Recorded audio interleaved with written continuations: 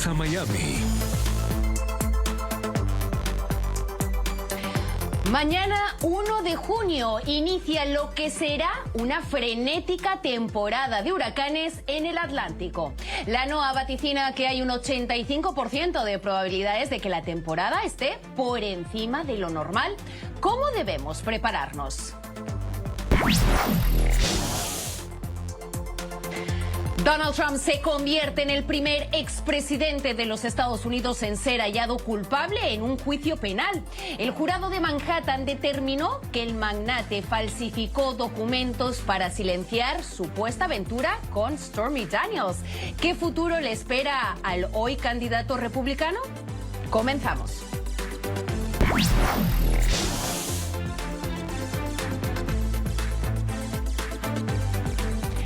¿Qué tal están? Muy buenos días y bienvenidos a esta nueva edición de Club de Prensa Miami. Soy Alessandra Martín y les vamos a estar acompañando por la próxima hora. La temporada de huracanes inicia mañana 1 de junio y la Administración Nacional Oceánica y Atmosférica, NOAA por sus siglas en inglés, prevé la temporada de huracanes más activa de la historia de la agencia y en concreto, la temporada tendrá un 85% de probabilidades de ser superior a lo normal. De hecho, la agencia pronosticó entre 17 y 25 tormentas con nombre. De ellas, entre 4 y 7 podrían convertirse en huracanes de categoría 3 o superior. La pregunta, ¿debemos estar preocupados? Lo que dicen los expertos es que debemos estar preparados antes, durante y después. Y de eso vamos a hablar hoy en Club de Prensa. Tengo a un invitado, a Euclides Martínez, ajustador público. Muy buenos días, Euclides. Buenos días. ¿Qué es? La primera pregunta, ¿qué es un ajustador público, no? Bueno, básicamente un public adjuster, un ajustador público, es la persona que se encarga de representar a los propietarios de casa frente a sus compañías de seguro para los reclamos que se hacen en cualquier tipo de reclamo que se tenga, algún evento que se tenga, algún daño que se tenga en la casa. Por ejemplo, un huracán. Por ejemplo.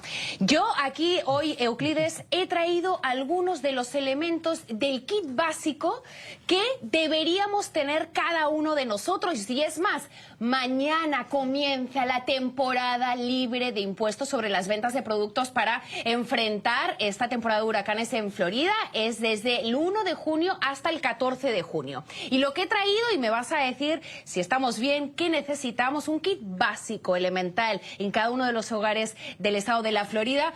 ¿Comida? Exacto. Lo principal, el tema de la comida, es importante tener comida básicamente enlatada, comida que no necesite preparación porque no sabemos si vamos a tener luz, si vamos a tener gas en la casa y lo ideal es tener comida que no necesite preparación. Linternas.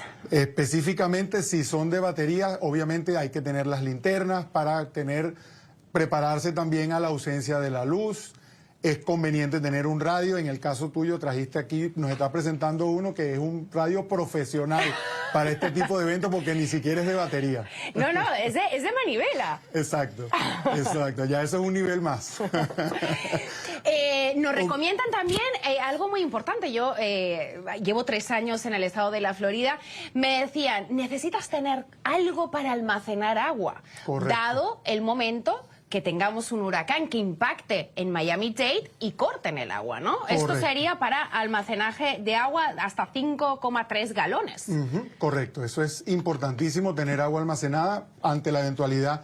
El agua que está puede perder la potabilidad, puede ser no apta para consumo humano y hay que tener agua potable suficiente para sobrevivir por lo menos por 3 días. ¿Botiquín de primeros auxilios? Es conveniente tener un botiquín de primeros auxilios, siempre ese tipo de cosas nunca están de más, además son cosas que se pueden guardar y que no se descomponen, es conveniente también tener. Hemos preparado justamente una gráfica sobre esos elementos básicos que todos deberíamos tener en casa, no sé si lo podemos ver, pilas, silbato para pedir ayuda, mascarilla para polvo, toallitas húmedas, mapas locales, llaves o alicates y obviamente si tenemos hijos, pues tener juguetes, también medicamentos. Correcto, exacto. En caso de que tengamos personas mayores o personas que necesiten algún tipo de receta, tener esas recetas suficientemente ya llenas en la casa para tener los refill completos para que no se interrumpa ningún tratamiento médico. Y Euclides, ¿cómo podemos preparar nuestra casa? ¿Qué deberíamos de tener en nuestra casa? Lo primero, supongo, ventanas de impacto. Exacto. Si vivimos en una casa, obviamente, o en un condominio que esté en el suelo, necesariamente hay que verificar si nuestra casa tiene ventanas de impacto, obviamente mantener todo lo que son puertas y ventanas cerradas. Si no tiene ventanas de impacto, instalar lo que son los shutters, que son los contravientos que evitan que se quiebren los vidrios, o poner también los contravientos de madera, cualquier cosa que impida que se rompan los cristales que están en la casa. ¿Debemos talar los árboles también en caso de que tengamos árboles o un jardín? Por supuesto, una de las cosas que producen más daños a los momentos de ocurrir los huracanes son precisamente los escombros que están volando por los aires. Cualquier elemento que pueda producir escombros, tales como árboles, tales como en muchas oportunidades hasta los envases de la basura, es conveniente tenerlos en buen resguardo para evitar que todas esas cosas se conviertan en proyectiles en el aire. Los muebles de patio es conveniente también tenerlos asegurados para evitar también que ellos se levanten y puedan producir destrucción. Y bueno, no sé si ya estamos llegando tarde, pero es un buen momento también para revisar nuestro seguro de la casa, que justamente aquí en el estado de la Florida, por esta temporada de huracanes y porque somos un lugar pues estratégicamente en el que nos impacta bastante los huracanes, los seguros son carísimos, ¿no? Hay que revisar eso, qué nos cubriría, ¿no? Y tener esa información a la mano. Es conveniente tener por lo menos un sumario de la póliza. Cualquier public adjuster, el agente de seguros, le puede dar una sucinta información acerca de cuáles son las coberturas con las que se cuenta al momento de revisar la póliza de seguros, pero además es conveniente también tener un kit, igual como se tiene este kit de primeros auxilios, un kit de documentación personal fundamental, en donde deben estar los ID personales de todas las personas que habitan en la casa y la póliza de seguros. Si no se tiene la póliza completa, al menos lo que se llama la página de declaración de la póliza, que tiene la información básica necesaria para eso. Impacta un huracán en el condado de Miami. ¿Qué es lo que tenemos que hacer? Okay. Una de las grandes fortunas que tenemos es que la ciudad de Miami, el condado de Miami-Dade, es uno de los condados más preparados para este tipo de eventos. Las autoridades están todas muy coordinadas a los efectos de saber qué hacer. Lo primero es estar pendiente de las noticias. Si uno está en una zona de evacuación, donde sea requerida la evacuación, es necesario ubicar cuáles son los sitios a donde se debe ir. Uno siempre sabe, las autoridades siempre informan cuál es el sitio, el refugio más cercano para uno resguardarse contra los huracanes. Una vez después de que ya se tiene la notificación y de que se sabe la intensidad, si no es requerida la evacuación, lo recomendable es quedarse en la casa, no salir, no asomarse, no ver el huracán, no ir a grabar, no ir a grabar, story para Instagram, no salir por a ver cómo se maneja en la calle durante el huracán, porque ese tipo de imprudencias se pueden pagar caro. Y si tenemos una mascota, habría que registrar ya la mascota previamente, hacerlo por estos días, ¿no? En un shelter cercano a nuestra casa en caso de que tengamos que salir. Generalmente en los shelters donde se permite a las personas ir cuando se pide la evacuación, en los shelters hay áreas destinadas para mascotas. En otros casos hay personas que quieren a lo mejor no tener las mascotas consigo y la quieren llevar a un shelter, también hay shelters destinados para eso. De hecho, este manual que tenemos aquí es un manual del condado de Miami-Dade. Aquí hay números de teléfono, aquí se especifica todas las cosas que deberíamos de tener durante, antes, después y durante. Es el manual del condado de Miami-Dade. Es importante que lo revisen. No sé si también lo podemos ver en pantalla para que ustedes estén al tanto de cuál es el número de teléfono al que tienen que llamar, cuál es la dirección de ese shelter más cercano a su hogar, o bien cuál es el lugar al que pueden. Ahí lo estamos viendo. Ahí están viendo todos los números de teléfono y demás que el condado de Miami-Dade. En realidad, este manual se manda cada temporada, ¿cierto? Correcto. Después del huracán, ya ha pasado el huracán, ¿qué tenemos que hacer o qué tenemos que tener previsto para esa? Bueno, lo primero es hacer un acopio de daños en caso de que uno haya percibido, haya visto que existe algún daño en la casa, en donde se haya visto que hay alguna devastación, si hay una cerca que se cayó, si de repente se rompieron los techos, si está entrando agua en la casa. Es importante, obviamente, comunicarse y ponerse en contacto con la compañía de seguros. En este caso, ahí es donde está la función de nosotros, buscar un public adjuster, un ajustador público, para que vaya, haga una inspección de la casa, un acopio de los daños, y si son daños que proceden para ser reclamados al seguro, se puede iniciar un reclamo con el seguro. ¿Cuáles son los principales errores que cometemos en relación a nuestro seguro, yo creo que todos tenemos en la cabeza que nunca nos va a pasar. Pero de repente nos puede pasar, ¿no? ¿Cuál es el principal error que usted ha visto que cometemos y que se puede evitar? Sí, principalmente hay un tema específico. Las pólizas de seguros tienen un lenguaje muy complejo. Si usted busca lo que vendría siendo el documento de la póliza de seguro, en muchos casos es abrumador. Hay documentos de 70, de 80, de 90 páginas con una cantidad de lenguaje técnico muy difícil de entender. Yo creo que casi nadie lee esas 80 páginas. Muy pocas personas la leen, la verdad. Y el tema es que es necesario conocer, como habíamos hablado al principio, conocer el alcance de las coberturas, tratar de por lo menos tener entendido cuáles son las áreas de la casa que están cubiertas.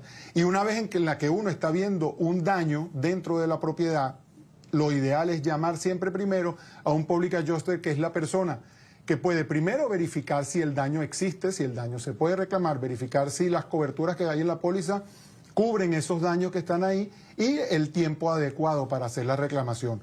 Error fundamental que pienso yo que los dueños de casa deberían evitar es llamar a las compañías de seguros ellos personalmente, porque existen unas ciertas preguntas que se puedan hacer o cierta información que se da erróneamente al momento de abrir ese reclamo, que puede perjudicar después las consecuencias, que puede perjudicar inclusive el conseguir una indemnización adecuada. Mañana comienza esta temporada de huracanes, 1 de junio. Esa exención de impuestos también va a ir del 1 de junio al 14 de julio. Esa primera apertura. Va a haber otra temporada de impuestos a lo largo de la temporada de huracanes, porque esto va a durar hasta noviembre. Y de hecho, ¿no? A lo que decía es, bueno, no se alarmen.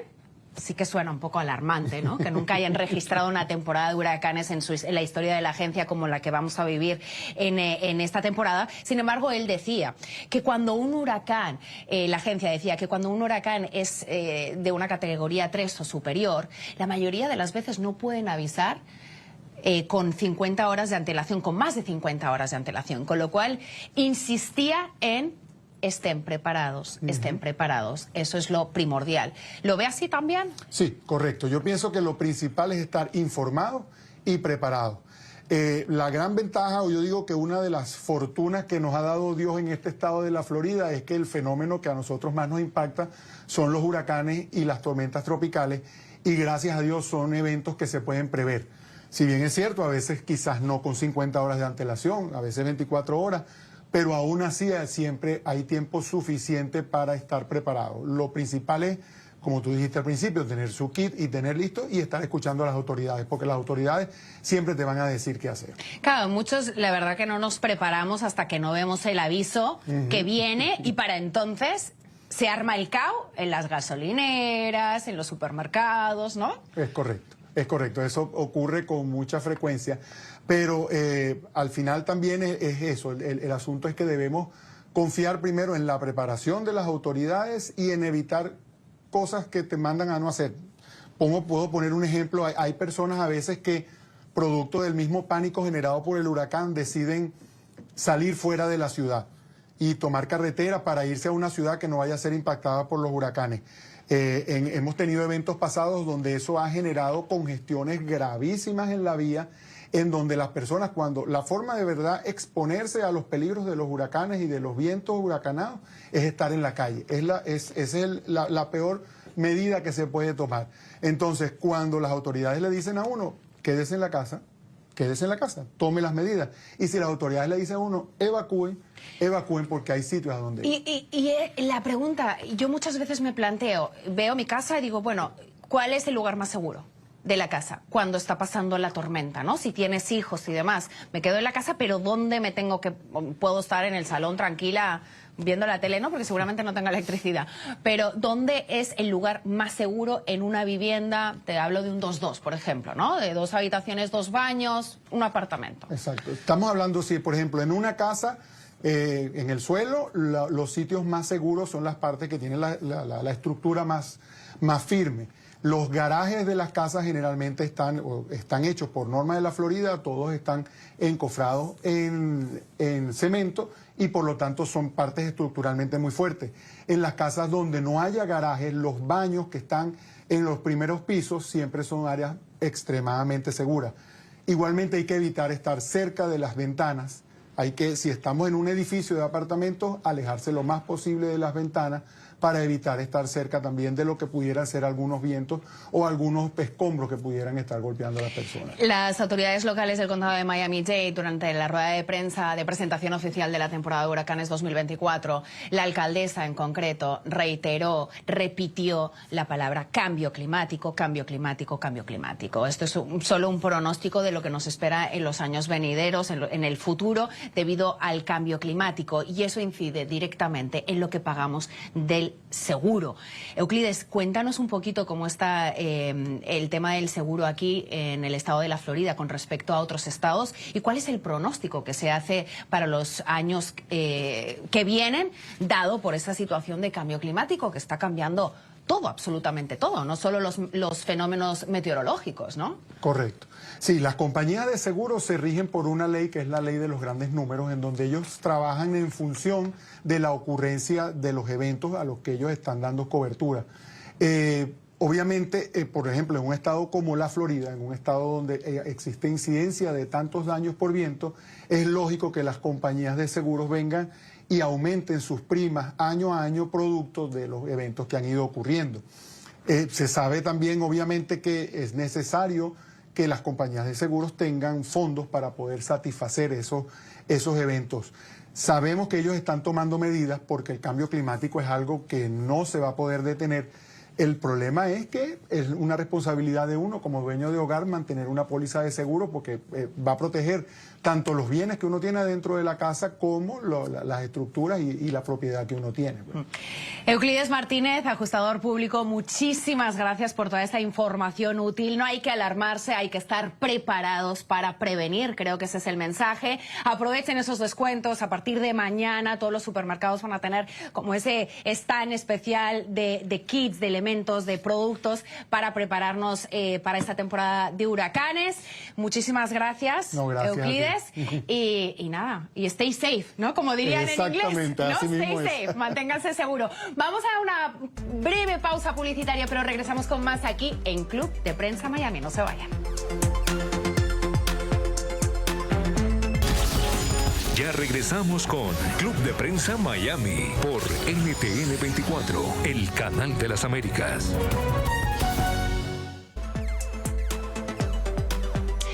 Donald Trump se convirtió el jueves en el primer expresidente de Estados Unidos en ser declarado culpable en un proceso penal.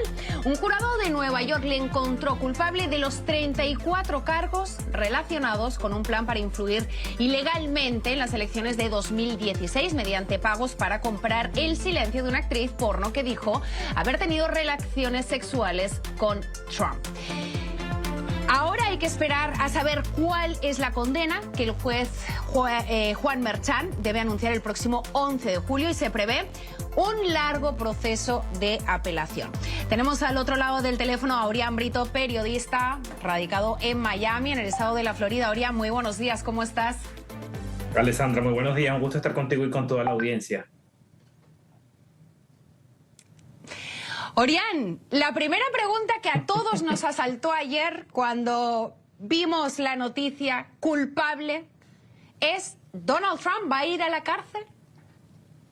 La gran pregunta que muchos se hacen es ¿qué tan dura puede ser esta sentencia? Yo conversé con varios expertos, no solo en materia de derecho criminal, sino también constitucional, ¿no? Para conocer dos preguntas básicas. Primera, la que tú dices muy bien, ¿puede ir a la cárcel? La mayoría de los juristas, Alessandra, coinciden que no hay como motivos suficientes, a pesar de que ha sido hallado culpable por los 34 cargos. Lo que dicen los expertos es que como no hay un antecedente criminal y además no es un cargo violento, por decirlo de alguna forma, lo ven lejana la posibilidad de que Trump vaya a la cárcel. Es lo que sostienen los expertos.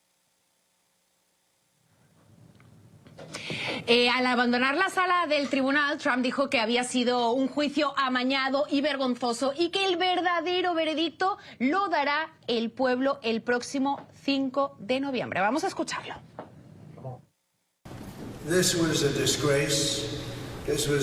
Este fue un juicio amañado y vergonzoso. El verdadero veredicto será el 5 de noviembre por parte de la gente. Y ellos saben lo que pasó aquí. Todo el mundo sabe lo que pasó aquí. No hicimos nada malo. Soy un hombre muy inocente y está bien. Estoy luchando por nuestro país.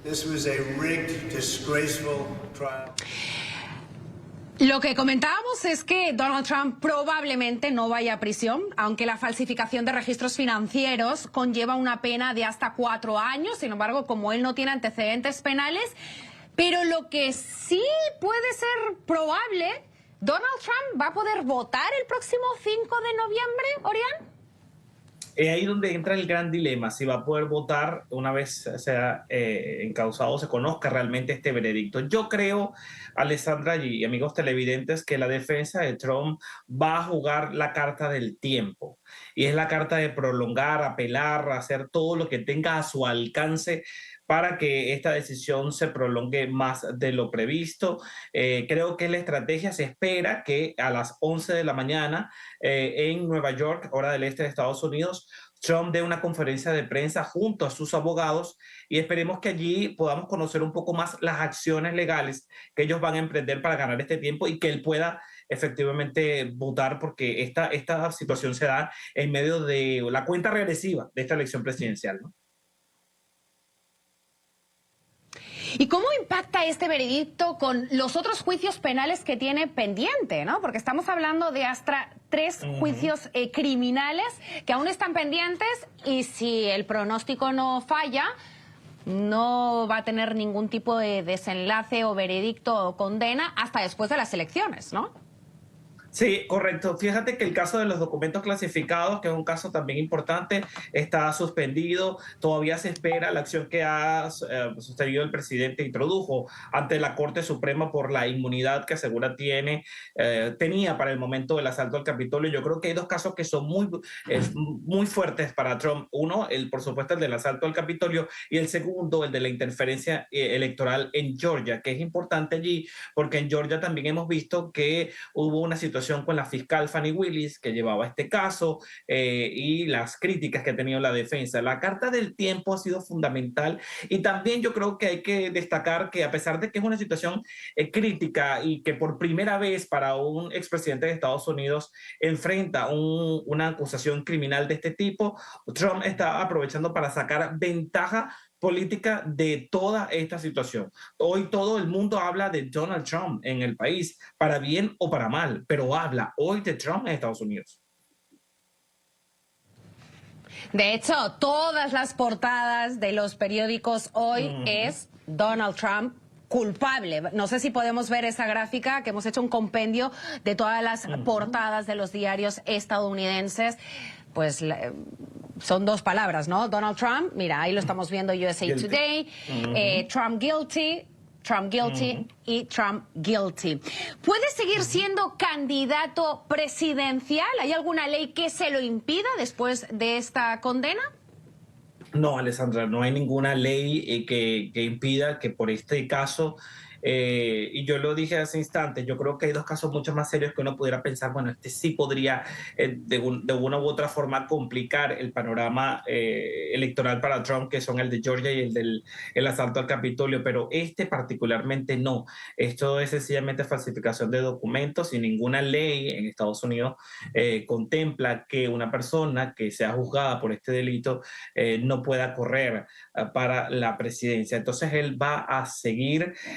Hoy había una información importante que era el impacto en las encuestas y hay un gran número, por lo menos voy a citar la de NPR, que sostiene que la base sólida pues sigue manteniendo su apoyo a Trump mientras otros independientes se mantienen divididos entre seguir este juicio o no seguirlo, porque el tema de manejarlo o posicionarlo como una persecución política, como lo ha hecho Trump, ha calado en su base. Aquí el punto interesante también es el papel que puedan jugar los independientes, pero sin duda, la carrera presidencial continúa con Trump adelante. Vamos a dar paso a nuestro periodista permanente en Nueva York, Alejandro Rincón, que ha estado siguiendo este juicio, ha estado siguiendo muy de cerca todo el veredicto y se encuentra ahora en la Torre Trump en Nueva York. Alejandro Rincón, muy buenos días, ¿cómo estás? Alessandra, qué gusto saludarte nuevamente y también a todos quienes te acompañan a esta altura de la jornada. La atmósfera que hay ahora mismo alrededor de la Torre de Trump es de una u otra forma de ansiedad. Finalmente, las declaraciones que el expresidente entregue después de las 11 de la mañana, es decir, en contados minutos, serán las primeras, digamos, extendidas que dará una vez se dio el veredicto en la tarde de ayer. De manera tal que, permítanos, les compartimos brevemente, pues también cuál es esa parte de la atmósfera. La prensa nacional, internacional está realmente dominando el espacio público frente a la Torre de Trump. Hay al menos casi que un centenar de cámaras, de reporteros de todo el mundo y pues esto también hace eco finalmente con este espacio, Alessandra, y tiene que ver con que pues a la larga esa decisión del jurado de Nueva York de la tarde del jueves pues es un hito no solo para la vida de Donald Trump, sino también para la vida social, política y judicial de los Estados Unidos, y también en un enorme nivel pues tiene todo el interés de la comunidad internacional. A la larga, pues a partir de ahora empezará a escribirse una historia que tampoco tiene antecedentes dentro de una contienda presidencial de los Estados Unidos, Alessandra. Muchísimas gracias, Alejandro. La verdad que sí, ayer fue un día histórico y la verdad que las implicaciones legales son históricos, sin embargo, parece que las consecuencias políticas no lo van a ser tanto. Orián, aquí el votante republicano en Florida, ¿le va a cambiar su idea de seguir apoyando a Donald Trump después de la condena, después del veredicto de culpabilidad del día de ayer? Honestamente no lo creo por dos factores fundamentales. Uno, yo creo que estamos viviendo una elección en Estados Unidos muy polarizada, donde la figura de Trump y la figura de Biden se concentran y donde las bases de cada uno están definidas. Hay un grueso allí que es el que va a definir, pero el que quiera Trump, sobre todo en Florida, es un estado que se ha convertido en muy republicano, ¿no? Donde la gente como tal se inclina la balanza hacia Donald Trump. A mí me parecía curioso y me parece interesante destacar el apoyo que minutos después, para que tú veas el caso de Florida en particular, se da que uno de sus rivales en las primarias, que fue el gobernador Ron DeSantis, actual gobernador de la Florida, fue uno de los primeros en reaccionar minutos después que se supo la decisión que tomó el jurado. Y en un texto en la red social extenso, además, él daba su apoyo a Trump y hablaba sobre esa persecución política, o sea, se unía a esa teoría que es la que impulsa la defensa en este proceso legal y criticaba que porque era Donald Trump, la figura que en este momento estaba en el banquillo, se concentraba toda la atención, según decía, y invitaba a mantener ese respaldo. Y yo creo que eso en el votante de la Florida se va a mantener a pesar de esta decisión, repito, de todos los procesos judiciales que tiene Trump. Digamos, a mi modo de ver, genera un daño moral, ¿no? Porque, bueno, se juzga por el pago al silencio a una actriz porno para mantener en silencio una relación íntima, pero hay dos casos que son mucho más graves que creo que ahí pudiésemos ver si se produce un cambio, pero actualmente Trump continúa teniendo, tanto en la Florida como a nivel nacional, una leve ventaja sobre Biden de cara a la elección presidencial. Entonces no creo que se produzca un cambio de simpatía del votante floridano respecto a Trump. Es cierto lo que dice Sorián, que todos los líderes del Partido Republicano expresaron ayer su firme apoyo después del veredicto. Todos los representantes políticos del estado de la Florida, desde Marco Rubio, que dicen por ahí que quiere ser vicepresidente, hasta Rick Scott, Mario Díaz-Balart y demás, o Carlos Jiménez, ¿no? Sin embargo, la campaña de Biden también dijo lo suyo, y lo que dijo principalmente es que nadie está por encima de la ley. Veamos. Donald Trump siempre ha creído erróneamente que nunca enfrentaría consecuencias por violar la ley para su beneficio personal, pero el veredicto de hoy no cambia el hecho de que el pueblo estadounidense enfrenta una realidad simple: nadie está por encima de la ley. Ya regresamos con Club de Prensa Miami por NTN 24, el canal de las Américas. Y seguimos con más en Club de Prensa Miami en riguroso directo. Son las 10:40 de la mañana. Hoy es viernes 31 de mayo y ayer fuimos testigos de un día histórico para Estados Unidos y seguramente para el resto del mundo. Donald Trump declarado culpable. Y la verdad es que para cualquier otro candidato, en cualquier otro momento, una condena penal habría significado el fin de sus aspiraciones presidenciales. Pero la carrera política de Trump ha resistido 2 juicios políticos, señalamientos de abuso sexual, investigaciones que van desde posibles nexos con Rusia hasta planes para anular una elección e historias personales obscenas, incluidas una grabación en la que se jactaba de tocar a las mujeres en los genitales. Orián Brito está al otro lado del teléfono analizando ese día histórico que vivimos ayer. Orián, para cualquier otro candidato esto hubiera sido demoledor, pero justamente para Donald Trump no lo es. Y tengo que decir que he recibido ahora una nota de prensa de su equipo de campaña que dice que Trump quebró récords de recaudación de fondos luego del veredicto. Es más, recaudaron 34,8 millones de dólares. Madre Todo lo mía. contrario a lo que la lógica te diría, ¿no? Yo creo que aquí lo que queda claro es que ese mensaje, ese Trump desafiante, ha sido fundamental para lograr en su base, ese respaldo prácticamente ciego. Es decir, lo quiero porque lo quiero y porque sí, creo que es una persecución política lo que están haciendo, una cacería de brujas, como dice.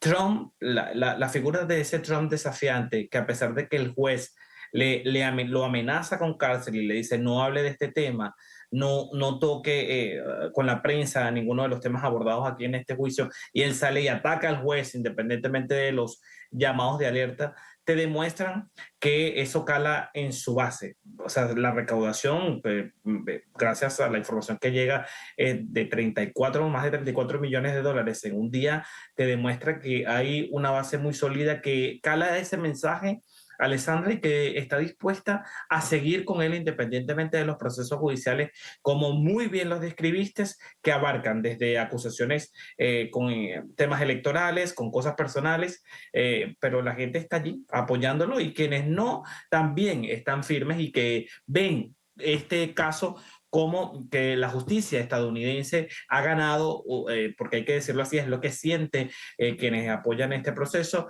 y que demuestra, como lo dice la campaña demócrata, que nadie está por encima de la ley. De hecho, escuchemos lo que dijo el fiscal de Nueva York que acusó a Trump tras darse a conocer ese veredicto. Veamos. Tenemos un sistema fenomenal. 12 neoyorquinos cotidianos escucharon las indicaciones del juez. Se les veía en el tribunal todos los días. Fueron cuidadosos y atentos. Siento gratitud por trabajar con ellos, por formar parte de este sistema.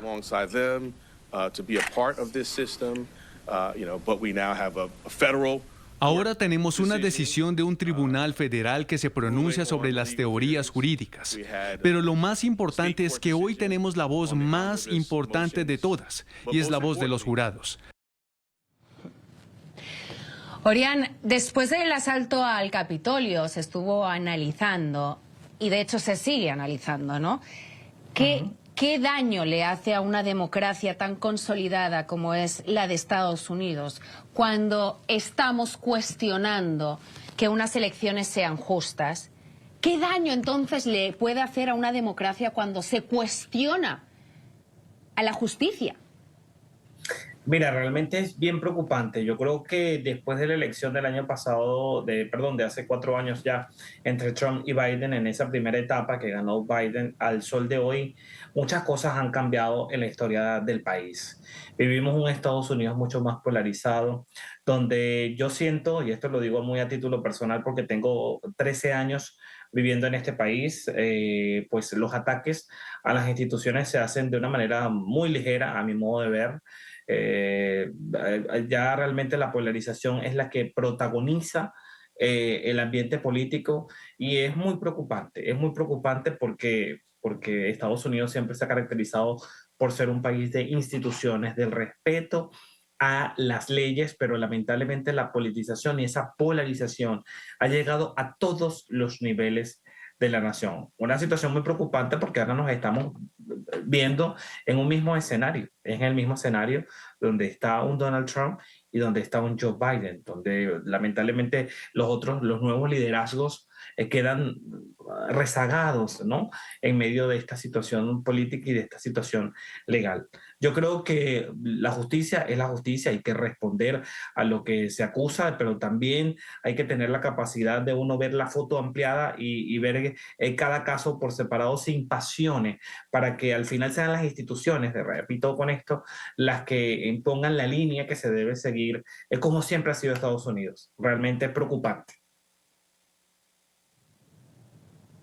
Orián, ¿tú crees que se debería de tomar alguna medida al respecto para que un candidato presidencial esté limpio, ¿no? O sea, aquí en Estados Unidos, cuando tú intentas posicionarte, aplicar, someter tu currículum, tu hoja de vida para conseguir un trabajo, te hacen lo que llamamos un background check, ¿no? Estamos hablando de un candidato presidencial, de la persona que va a manejar el país. ¿Crees que deberían tomar alguna medida al respecto para que esto no se vuelva a repetir? Mira, yo creo que hay que tomar muchas medidas. Estoy de acuerdo contigo, cuando uno aplica a un trabajo, pues ese background check es fundamental, y si consiguen algún detallito, pues no avanzas en el proceso. Para hacer la ciudadanía en este país, si tú tienes un delito que hayas cometido, pues implica que eso puede traer éxito o no éxito en ese proceso. Entonces, para un cargo como presidente de la República, yo sí creo que es necesario que se haga. Yo creo que la inmunidad no debe ser una garantía para hacer lo que me da la gana. Yo creo que eso es terrible y eso debe cambiar. Y también creo que deben tomarse otras medidas, no solo en el ámbito legal. También creo que este país debe tomarse medidas para que una persona de cierta edad no se postule a un cargo, porque son decisiones fundamentales que no solo ameritan o tienen relación con lo que pasa en Estados Unidos, sino con el mundo. Entonces creo que hay que tomar muchas medidas para que esto llegue a un término donde exista el respeto a las instituciones, el respeto a la justicia y sobre todo la conciencia de que la persona que está en el poder pueda tomar las mejores decisiones para Estados Unidos y el mundo, por supuesto. De hecho, con respecto a eso, Orián, sí que hay una edad mínima para poder ser presidente de los Estados Unidos. Hay una serie de condiciones, por ejemplo, haber nacido en Estados Unidos y tener 35 años. Sin embargo, no hay una edad tope para ser presidente de los Estados Unidos, y estamos hablando de dos candidatos, potenciales candidatos, esa es la teoría, ¿no? Porque virtuales. De momento no han tenido ese evento en el que se formaliza, pero ambos son mayores. A mí honestamente no, es que yo como estoy hablando en este momento como votante estadounidense, a mí me parece que eso debe cambiar, porque son, repito, la figura que va a tener en sus manos la decisión de administrar crisis internas, crisis internacionales. Ahorita estamos viviendo varios frentes, la situación en Ucrania, la situación en Israel, la amenaza global del terrorismo que estamos viendo constantemente. Entonces yo creo que sí hay que tomar medidas, porque mira, la Constitución es muy valiosa, un texto que todo el mundo honra constantemente, pero bueno, los tiempos han ido cambiando y sobre la base hay que ir haciendo esas modificaciones. No puede ser que una persona que, digamos, o sea imputada, pues creo que tenga el derecho de participar libremente en un proceso electoral. Ojo, es mi percepción. Tampoco creo, como lo dije hace rato, que dos personas que van a llegar a 80 años y esperan salir del poder con 84 sean los más justos o los más capacitados para un cargo así. Yo sí creo, siendo muy crítico, que debe revisarse con una lupa esta situación. Orián Brito, periodista desde Miami, amigo de la casa, muchísimas gracias. Como periodistas es muy emocionante vivir estos días, como ciudadanos de este país no tanto. Vamos a estar muy al pendientes al desarrollo de esta campaña. 5 de noviembre todos nos jugamos mucho y bueno, y tiene previsto hablar, yo creo que tenía previsto hablar ahora, en unos 30 minutos aproximadamente, Donald Trump va a seguir hablando sobre ese veredicto, así que vamos a estar pendiente. Orián, feliz viernes y feliz fin de semana. Igualmente para ti y para todos, muy pendientes. Vamos a estar muy al pendiente aquí en el Canal de las Américas. Como saben, tenemos esa cobertura especial con nuestro periodista permanente Alejandro Rincón, que ha venido siguiendo todo este juicio, reacciones y el veredicto. Un veredicto que, como repetimos, es histórico para la historia de este país y seguramente también tendrá consecuencias en nuestros países, en la región. Vamos a hacer la última pausa comercial, pero les invito a que se queden porque tenemos nuestra consulta migratoria. No se vayan.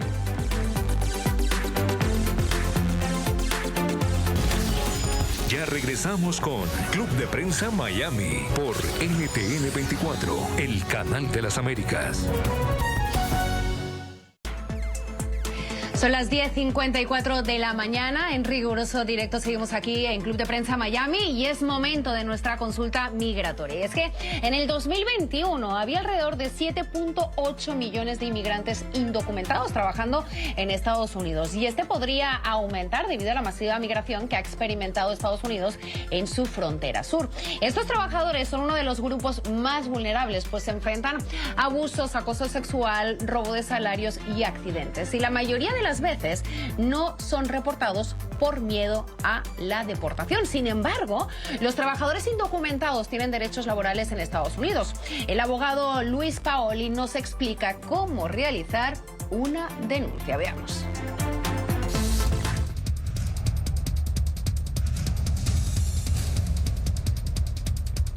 Hola, soy Alexandra Colón Amil. Bienvenidos a Consulta Migratoria, donde resolvemos sus dudas sobre la inmigración en los Estados Unidos. Hoy nos acompaña el abogado Luis Paoli de la firma Luis Paoli Law. Abogado, tenemos una pregunta sobre los derechos de trabajadores indocumentados. Dice así: un trabajador que conozco está siendo abusado laboralmente. Dice que no puede quejarse porque está indocumentado y teme que lo deporten. ¿Hay alguna ley que proteja a los trabajadores en esta situación? Definitivamente toda agencia gubernamental dedicada o que trabajan con quejas de empleadores tienen que aceptar la queja aun cuando la persona no tenga documentos en los Estados Unidos. Por ejemplo, yo siempre recomiendo a las personas que vayan a la página de internet del Departamento Laboral Federal, es el dol.gov. Ahí pueden conseguir la información de cómo hacer la denuncia. Todo este tipo de denuncias que se hacen son confidenciales y el empleador no puede de ninguna manera tomar ninguna represalia a una persona que presenta una queja. También en los estados hay agencias que se encargan de aceptar denuncias para personas que han sido abusadas durante el curso de su empleo. Sin ningún temor. No hay nada que ver, estas agencias no tienen ningún tipo de contacto con la Oficina de Inmigración y no les interesa tampoco. Al usted poner una denuncia o una queja con uno de estos departamentos, no se está de ninguna manera arriesgando a que Inmigración lo venga a investigar. No tiene que preocuparse de nada. Entonces, ¿el riesgo de ser deportado solo sucede si se acusa con las autoridades de inmigración? La persona puede acusar con Inmigración. Inmigración no va a tener el tiempo para atender quejas aisladas de personas que están ilegalmente. Pero se deben limitar a hacer el proceso de la queja o de la denuncia con el Departamento de Labores. El Departamento de Labores no le va a dar información a la Oficina de Inmigración. De hecho, aun cuando usted tuviese una orden final de deportación, usted siempre puede hacer una queja o una denuncia con el Departamento de Labores si está siendo maltratado en su trabajo. El Departamento de Labores, sea federal o estatal, todos están prohibidos completamente de combinar o compartir esta información con el Departamento de Inmigración. Gracias nuevamente al abogado Paoli y a ustedes por seguir participando en Consulta Migratoria. Recuerden que pueden enviarnos sus preguntas al correo electrónico consultamigratoria@ntn24usa.com. Muchísimas gracias, Alexandra Colón Amil, por esta consulta migratoria y es momento de despedirnos. Damos por finalizado esta nueva edición de Club de Prensa Miami. Sigan muy al pendientes de toda la programación de NTN 24 con esas declaraciones de Donald Trump tras haber sido encontrado culpable. Esto es todo de mi parte, soy Alessandra Martín, les deseo un feliz fin de semana.